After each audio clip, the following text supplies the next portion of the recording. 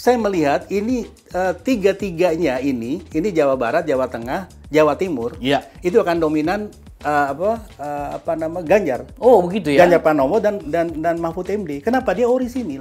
Jadi tidak ada orang sehebat Mahfud MD dalam hukum maupun dalam pemerintahan ini. Perlahan-lahan ini menggerus suara Prabowo. Dan terbukti kemarin Ipsos itu menurun.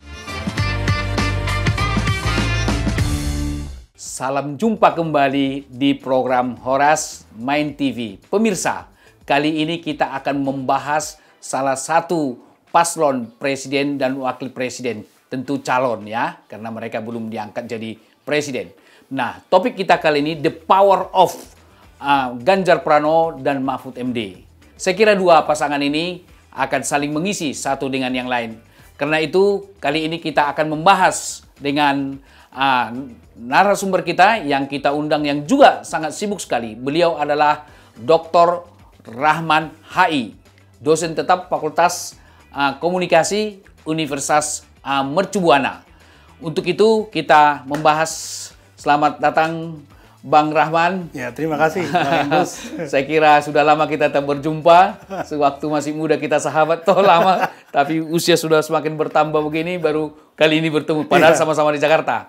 Baik, Pak Rahman, saya pikir Pak Rahman masuk dalam suatu tim pemenangan Ganjar Mahfud MD. Tentu kami melihat catatan itu. Ya. Untuk itu saya kira Pak Rahman pasti bisa memberikanlah uraian atau katakanlah gambaran dua paslon kita ini. Kenapa bisa the power of? Kan itu sekarang sedang muncul. Ya, mungkin Pak Rahman bisa mulai siapa sih Ganjar Pranowo ini di mata Pak Rahman dan siapa sih Mahfud MD dari perspektif Bang Rahman. Silakan. Ya, baik. Terima kasih Bang Emrus. Benar, kita ini udah 30 tahunan. Nggak pernah bertemu lagi, tapi tetap ada kontak-kontak. Bang Emrus, ini terima kasih banyak undangannya dan pertanyaan tadi itu menarik. Ya. Menarik. Pertama, saya melihat dari 3 pasangan capres-cawapres. Ya. Itu yang punya powerful gitu, yang full power sekarang ini adalah Ganjar Pranowo dan Mahfud MD. Iya. Mahfud MD. Pertama, dari sisi pendidikan mereka dua-duanya sama. Iya. Ya. Mereka ini kan Indonesia ini sekarang itu supremasi hukum kan. Iya. Jadi negara hukum. Karena demokrasi ini akan jalan kalau negaranya dipayungi oleh hukum. Termasuk juga ekonomi akan jalan dengan hukum. Betul, betul. Nah, kemudian Nah, sekarang yang menjadi pilotnya ini itu Pak Ganjar itu hukum dan politik. Ya. Itu background pendidikannya. Sama dengan Pak Mahfud MD. Ya. Pak Mahfud MD ini juga hukum dan politik juga. Ya. Nah, yang kedua kombinasi senior junior. Oh, itu. Gitu. Nah, yang ketiga powernya yang paling full lagi itu beliau berdua ini adalah itu orang-orang asli etnis Jawa. Iya. Etnis Jawa. Yang lainnya itu KW. KW. Jawa KW. Jawa. Betul. Anies Jawa KW. Kemudian Prabowo ini juga Jawa KW. KW juga ya? KW juga. baru saya sadar saya itu. Betul. Nggak ngeh saya terpikir saya. Karena Prabowo kan ibunya Manado. Iya, betul. Bapaknya yang Sumitro, itu Jawa gitu. Jadi Jawa KW. Nah, baru kemudian pasangan dari Caimin, Anies? Caimin ini KW juga. Karena kalau Anies? Anies kan KW kan. Oh, kan kenapa? Baswedan. Iya, betul. Ini beliau ini kan turunan Timur Tengah kan? Timur Tengah. Dengan Indonesia. Ya, dari turunan. Jadi dulu kan ada 3 nih. Iya, bangsa Indonesia ini ada Belanda, ada Arab, ada Tiongkok, Cina, baru pribumi, ada 4. Gitu. Nah, Anies ini dari Arab ini. Iya. Dari Arab. Nah, kemudian siapa lagi? Jadi Anies Arab. Nah, ini Caimin. Nah, ini memang Jawa Timur. Asli Jawa Timur. Ini asli Jawa Timur beliau. Jadi makanya saya bilang pasangan ini pasangan KW juga. Jadi tidak ori dua-duanya. Tidak ori ya. Tidak orisinil dua-duanya. Tapi ada sesuatu yang menarik dari Pak Rahman katakan tadi bahwa Mahfud MD adalah, saya kira semua orang tahu gitu ya, Iya, kepakaran di bidang hukum. Sementara Pak Ganjar Pranowo juga berlatar belakang hukum. Iya. Dan persoalan bangsa kita ini sekarang kan penegakan hukum yang menurut saya masih perlu harus dipacu, diperbaiki, dan katakanlah membuat dinamika hukum kita menjadi lebih baik. Mungkin bisa Pak Rahman menjelaskan dari dua sosok yang latar belakang hukum ini, bagaimana ke depan kira-kira di dalam penanganan hukum kita di Indonesia? Saya yakin. Ya. Saya yakin 100%. Ya. Dibandingkan yang dua tadi itu, Ya. itu kalau ada di tangan mereka, itu supremasi hukum di Indonesia itu akan terwujud. Ya. Akan terwujud. Pertama, tidak ada orang sehebat Mahfud MD. Iya, Di iya, Indonesia iya. saat Kita ini. harus kita akui. Nggak ada, Kita harus akui. nggak ada. Kita harus Beliau dari pendidikannya hukum dan politik. Yang kedua, beliau ini pernah dalam pemerintahan ini, rekam jejaknya. Beliau pernah jadi Menteri Pertahanan, Ya. pernah Menteri Kehakiman dan HAM. Oh, iya, Kemudian betul. Menko Polhukam sekarang. Ya. Nah, kemudian DPR Ya, betul.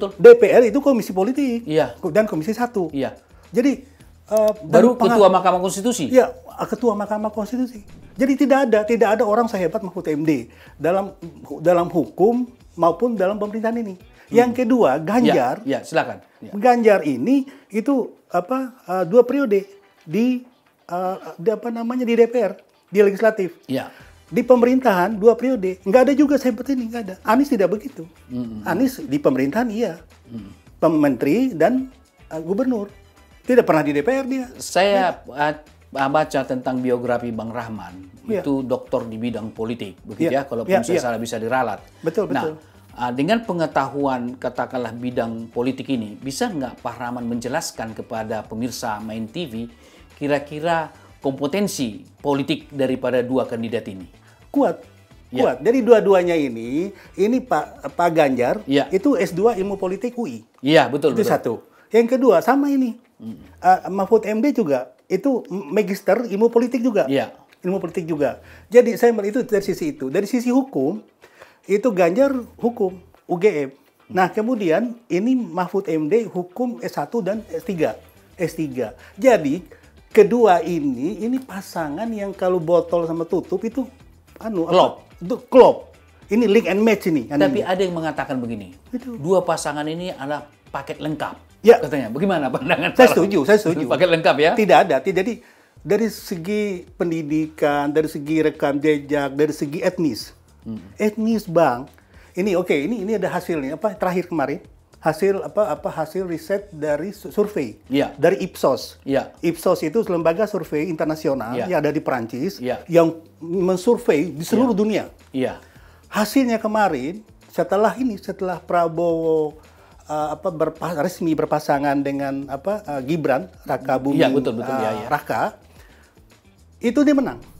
Ganjar Pranowo itu 48,70 sekian persen.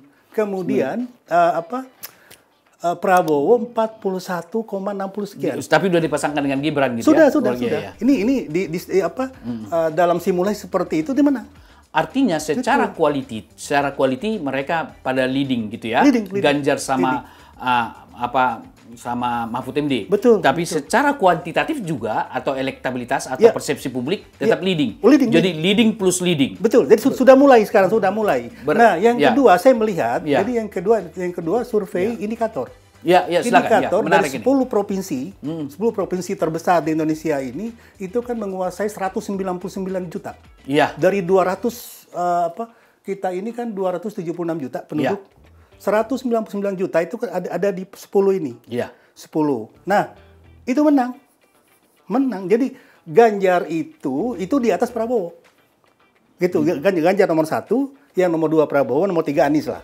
Gitu. Jadi itu dari sisi itu, dan saya melihat setelah ini nih, setelah deklarasi Iya. dan pendaftaran Iya. Prabowo siapa nih?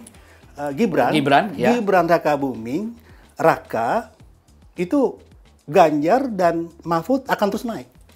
Akan terus naik karena sekarang Prabowo, saya sepakat dengan beberapa ahli-ahli yang ada di di media Iya, iya. sosial maupun nasional yang mengatakan bahwa Prabowo akan suara Prabowo akan perlahan-lahan digerus, Tergerus ya. tergerus oleh Nah, kehadiran bacawa pres. Bacawa Sebenarnya pres, kenapa? Sekarang ini kan isunya mengerikan isunya. ya. Apa itu? Isu yang beredar sekarang di seluruh media sosial, termasuk dari pendukung Iya, Jokowi. iya. Itu yang dulu yang begitu loyalisnya Jokowi itu, kemudian masyarakat umum, mahasiswa, itu semua mengatakan mereka prihatin.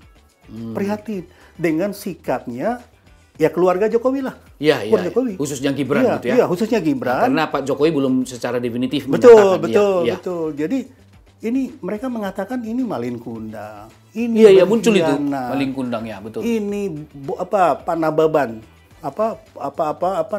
Panda Nababan. Pandanababan. Betul. Itu mengatakan itu kan ekstrim.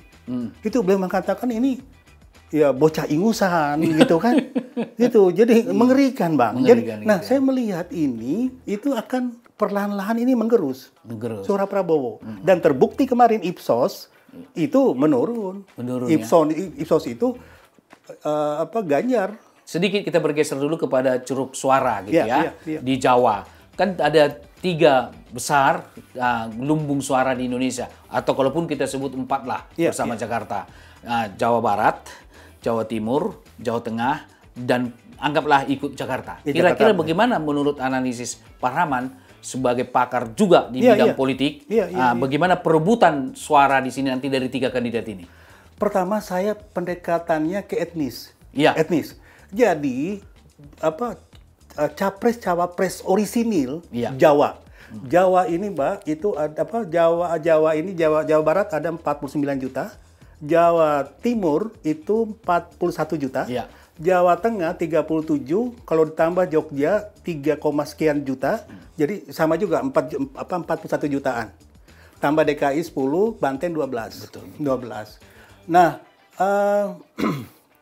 saya melihat itu orang Jawa dari segi dari sosiopsikologi. Iya. Sosiopsikologi Iya, bukan iya. berarti kita eksklusif gitu ya. Enggak, bukan. enggak. Analisis dari Enggak. sudut Betul. katakanlah Dari sudut sosio- sosiopsikologi. Ya, betul, betul. Itu karena Lepas dari nilai-nilai. lepas. Ya, Jadi katakanlah, tidak lepas dari nilai-nilai Jawa ini. Iya, betul, betul. Dan itu homogenitas. Homogenitas. Memang secara akademik memang homogenitas satu dengan yang lain akan menunjukkan dukung-mendukung ke rapat, tapi bukan berarti inklusivitas. Tidak, Bukan, demikian. tidak. Jadi sulit, Bang, sulit. Ini kan ada 11 suku terbesar di Indonesia Iya. ini. Itu mulai dari Jawa tuh itu 90 sekian Oh juta. iya, silakan. Gitu. Jawa, yang kedua apa lagi kira-kira? Jawa, Madura. Mudah-mudahan ikut Batak gitu. Iya, Batak. Jadi Jawa, Madura, Batak, Sulawesi Selatan, Iya. Sulawesi gitu ya, Bali, Iya. Sasak itu kecil Iya. lah. Daerah saya itu kecil, Bima Jadi, juga itu. Tetapi dilihat dari sosiokultural ya betul, gitu ya. betul. Baik, Pak Rahman. Jadi kalau kita lihat 3 daerah pertarungan ini, Iya. Jawa Timur, Jawa Tengah, dan Jawa Barat. Kira-kira dari 3 paslon ini, apakah ini dimenangkan oleh salah satu paslon untuk semua tempat atau mungkin masing-masing satu-satu? Bagaimana analisisnya? Saya satu. Nah, Saya meyakini. Kalau misalnya Ganjar Pranowo dengan Mahfud MD, kira-kira bisa Iya.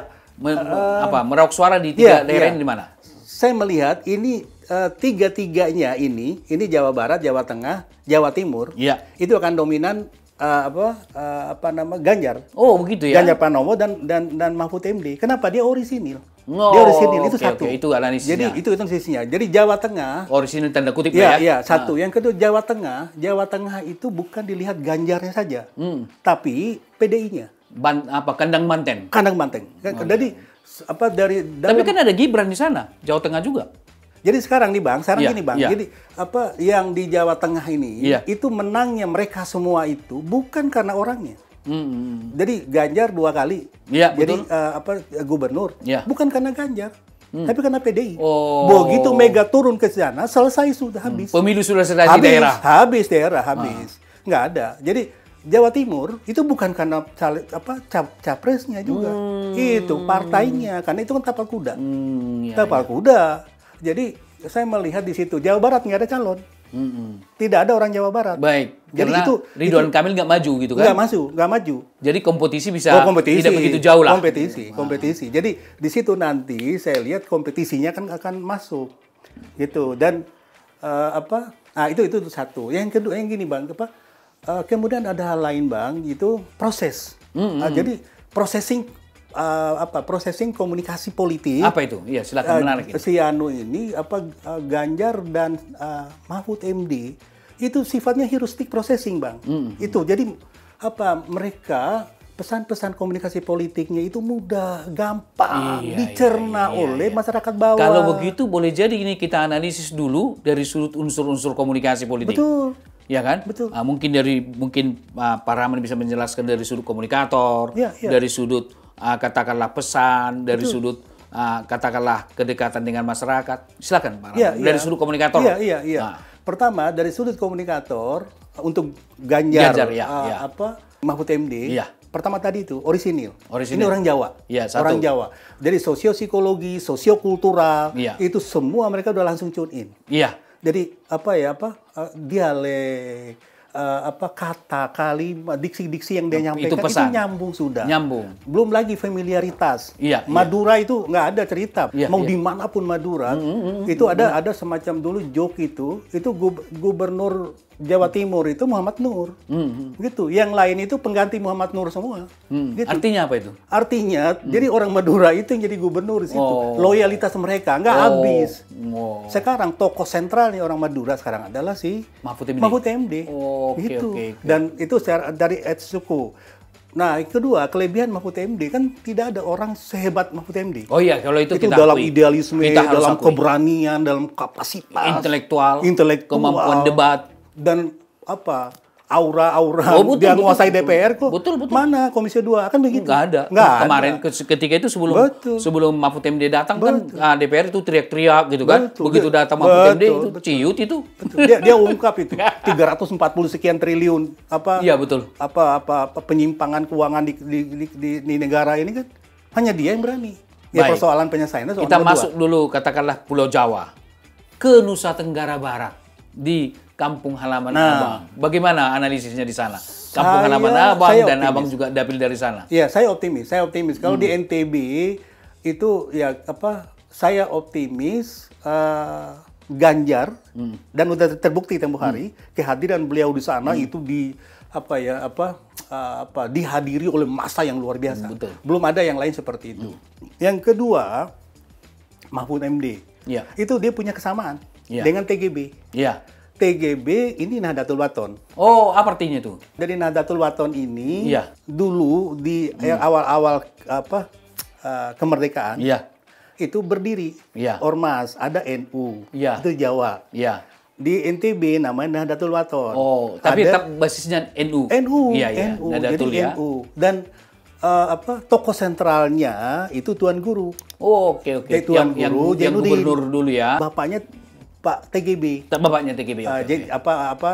Jainul Majdi sekarang yang ketua harian DPP Nasional Perindo. Itu. Dan itu Bang, 2004 saya waktu itu dimintai bantuan oleh oleh Raihanun. Raihanun ini dari ibunya beliau ini, ibunya Pak TGB. Ini baru saya buka sekarang nih. Nah, karena saya caleg 2004 kan? Iya, betul. 2004. Jadi Ibu Raihanun dengan Raihan itu ibunya Pak TGB ini kan adik kakak. Adik kakak. Nah, waktu itu saya dimintai tolong karena beliau ini kan ikut dulu partai yang lain lah. Pak Rahman, tolong bantu saya bawa surat ini ke PDIP. Waktu itu Ibu Mega dengan Pak Hasyim Mujadi. Iya. Itu suratnya terbuka. Iya. Itu jumlah NW 2000 Nahdlatul Ulama lah di sana ya. Iya. Itu jumlah NW se-Indonesia ini Bang, itu 692 organisasi. Organisasi, oke. 690 itu tahun 2004. Iya. Nah, apalagi sekarang udah ribuan. Jadi sama kayak NU ini. Artinya setiap organisasi pasti jumlahnya banyak kan? Luar biasa. Kali sekian jumlah. Dan sangat solid. Sangat hierarki, sangat solid, sangat loyalis. Artinya bahwa masyarakat Nusa Tenggara Barat sangat solid dalam mendukung Ganjar Oh iya, maupun bersama dengan Mahfud MD begitu Iya, ya. iya. Sedikit Abangku kita bergeser. betul. Nusa Tenggara Timur ini kan bertetangga dengan Nusa Tenggara Timur. Nusa Tenggara Barat, mohon maaf, Iya. bertetangga dengan Nusa Tenggara Timur tentunya. Iya, iya. Saya kira Abang kan juga pernah Iya, iya. berjalan-jalan ke sana. Oh, iya, iya, Indikasi yang ada di Nusa Tenggara Timur, perkiraan saya, mereka kan basisnya itu adalah Bhinneka Tunggal Ika, pluralitas. Iya, iya, Nah, iya. bagaimana menurut Abang, apakah Nusa Tenggara Timur ini tetap akan berada pada mendukung atau memilih Ganjar Pranowo sama Mahfud MD? Silakan. Pada PDIP. Oh, Jadi NTT Bang basisnya tidak ya? akan bergeser sedikit pun dari PDIP, bukan pada orangnya. Iya, iya, Apalagi sekarang, maaf nih, apalagi sekarang dengan sikap politiknya Pak Jokowi. Iya. Pak Jokowi ya meskipun masih indikasi. Iya. Beliau belum secara Iya. eksplisit mengatakan saya dukung A, dukung B. Tapi fakta Kaesang sudah masuk ke ketua umum PSI dan mendukung Prabowo meskipun hari ini belum ada Betul, juga betul. deklarasi. Kemudian yang kedua, Gibran udah clear, udah selesai. Besok daftar besok. Oh, udah pasti ya? Udah pasti. pasti ya. Kemarin Golkar sudah resmi mengusung, kemudian yang lain-lainnya sudah, dan kemarin Pak Prabowo rapat terakhir kemarin saya lihat para ketua partai politik itu sudah kita nggak perlu lagi nunggu deklarasi. Kita ini anggap aja deklarasi ini sudah. Jadi tinggal tanggal 25 daftar. Nah, artinya Bang, itu udah selesai. Udah selesai keluarga besar Jokowi itu akan ke sini. Ke Prabowo gitu. Ke Prabowo. Nah, di sini ini analisa saya, Iya. di perkiraan saya. Karena saya tahu banyak gitu. Jadi sekarang kan aktivis di PDIP itu kan tokoh-tokoh. Iya. Banyak. Militan semua. Oh iya, tokoh-tokoh militan. Militan Dan militan situ. yang mengemuka di hadapan publik ini itu kan banyak dari NTT. Iya. Oh iya, betul. NTT tembak. Iya, NTT. iya. Loyalis. Luar biasa, loyalis Loyal dari banget.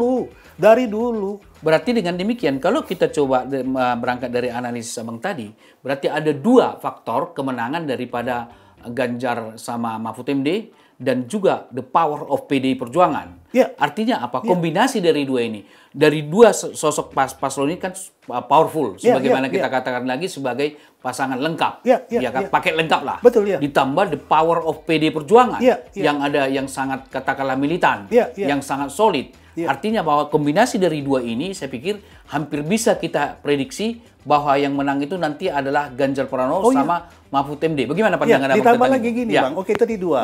Yang ketiga tadi dari sisi etnis. Ini Jawa murni. Oh, berarti tiga variabel.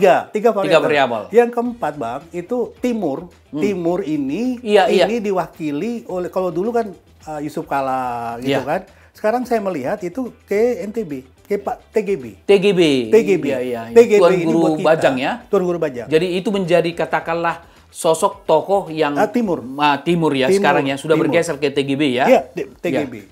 Kemudian perilaku politik. Silakan. Perilaku politik dari keluarga besar Jokowi itu menghadapi resistensi yang luar biasa.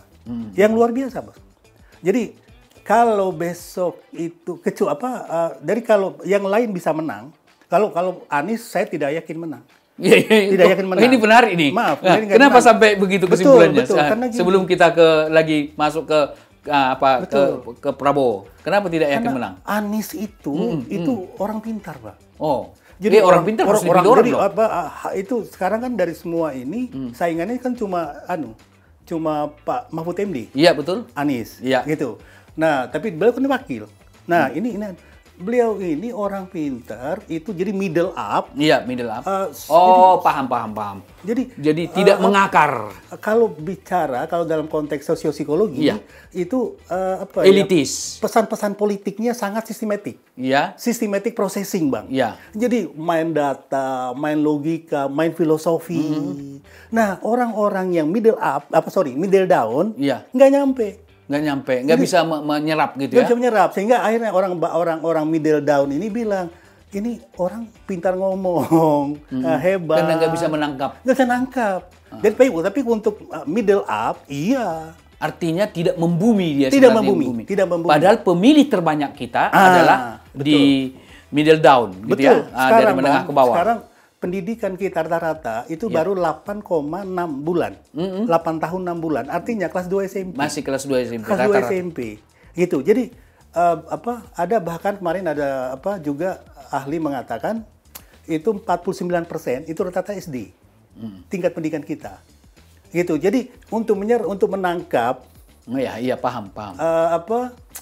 adu gagasan, adu narasi yang dikembangkan oleh Anies masih belum bisa. Bagaimana dengan katakanlah yang Abang katakan tadi di pasangan Prabowo dengan Gibran. Saya melihat- Tempatnya Abang tidak yakin juga. Saya nggak yakin juga. Kenapa? Nggak yakin Kenapa? juga. Karena sekarang orang berpikir keras. Iya. Orang berpikir keras.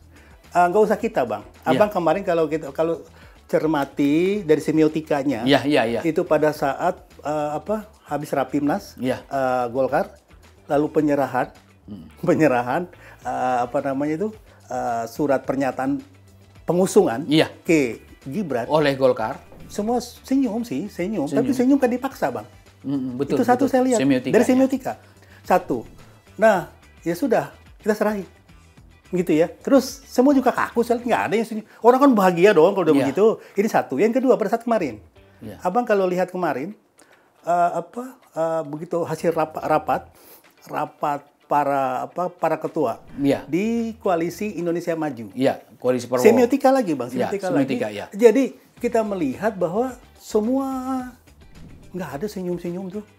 Nggak ada ketawa. Tapi ada sesuatu yang menarik di situ. Ada kan? Pak Yusril, orang dia begini-begini, maaf ini kan fakta. Iya, iya. Jadi orang pada rangkulan, Pak Yusril begini aja tuh saya Betul, lihat. betul, Gitu. saya lihat itu. Dan wajah tidak ada yang senyum. Karena memang sebetulnya kalau kita mau lihat quality, Iya. seharusnya Prabowo itu dipasangkan dengan Yusril. Iya. Karena secara quality baru itu namanya apple to apple dengan Mahfud MD Atau gitu ya, Erick sama-sama Thohir lah. pakar gitu kan. Betul. Atau Erick Thohir lah paling. Tapi ada yang menarik lagi jadi sini, gitu, Bang.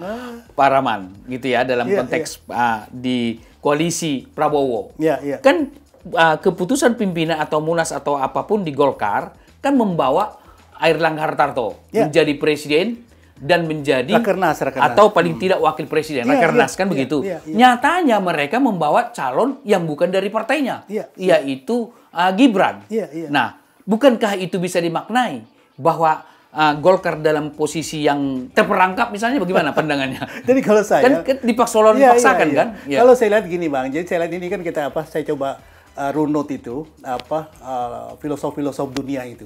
Dari mulai Agus Comte, Herbert Spencer, lalu si Emil Durkheim, sampai ke Max Weber dan yang lain ini. Ya. Itu soal teori struktural dan fungsional. Oke. Secara struktur, oke, setuju, Bang. Secara struktur terlihat semua. Ya. Golkar, Rapimnas, lalu menyerahkan. Ya, struktur. Ini kan struktur. Tapi secara fungsional? Itu dia. Kemarin juga kan. Ini kan orang bawah kan nonton, Bang. Iya.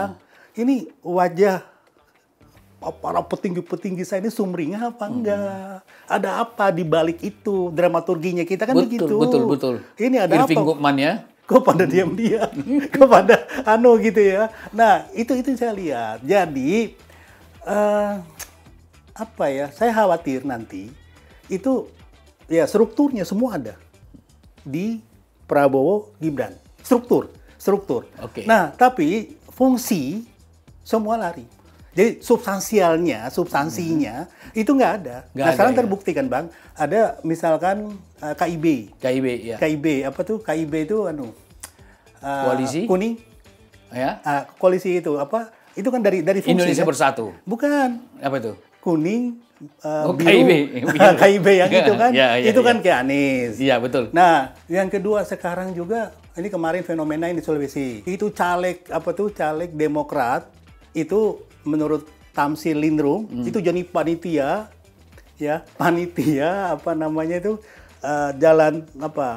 jalan sehat Anies Baswedan yang jutaan orang kemarin itu gitu kan. Kemarin kita lihat juga SBY Pak Gibran mau ketemu SBY bilang ya sudahlah itu kan bukan otoritas saya. beliau ada di luar Jawa Tengah gitu. Jadi ini kan kita bisa baca semua, Bang. Baik.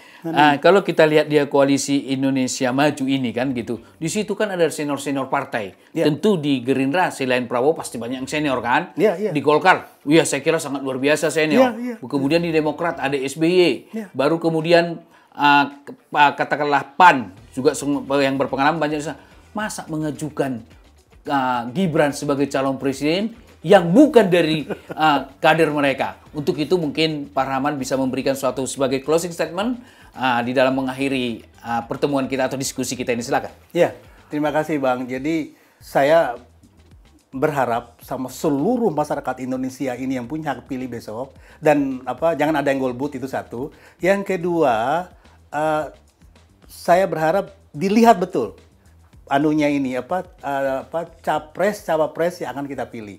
Dan saya jujur, menurut saya dari beberapa variabel tadi itu, variabel suku, variabel kompetensi, variabel rekam jejak, variabel orisinilan, pemahaman dan nilai kebangsaan itu ada pada Ganjar dan Mahfud MD. Jadi harapan saya ya pilihlah Ganjar dan Mahfud MD sebagai presiden dan pemimpin Indonesia. Itu sebagai warga negara dan sekaligus kandidat calon DPR. Oh siap. Baik. Terima kasih Bang Rahman atas waktunya yang sangat luar biasa. Sama-sama. Pemirsa Main TV, inilah tamu kita yang sangat berapi-api menjelaskan pandangannya dan sangat luar biasa. Beliau adalah salah satu kandidat dari calon anggota DPR RI dari Partai Perindo di Dapil Nusa Tenggara Barat. Terima kasih Bang Rahman. Sampai jumpa kembali. Sama-sama. Salam buat pemirsa Main TV dimanapun berada.